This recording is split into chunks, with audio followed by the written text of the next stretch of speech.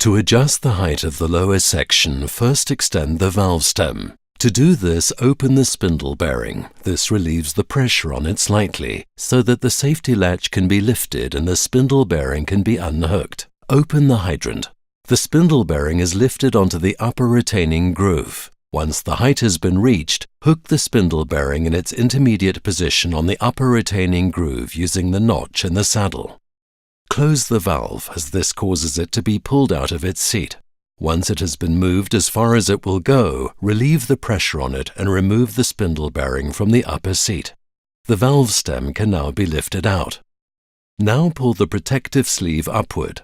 Loosen the bayonet lock using an 8mm hex key until the screw thread is visible. Then release the round clamp and rotate the telescopic pipe half a turn anti-clockwise to the stop. Press down to release it so that it can now be pushed in or pulled out.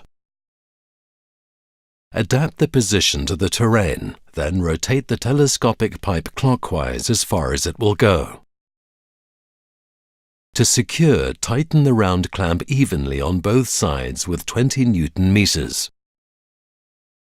Apply pressure from above to test whether the telescopic pipe is secure. Then pull the protective sleeve down again. Now adjust the valve stem according to the number on the telescopic pipe. The valve stem must be pushed together or pulled apart such that the desired number appears in the window. Reinsert the valve stem and hook the spindle bearing on the notch at the intermediate position. Open the main valve as far as it will go to press it into its seat.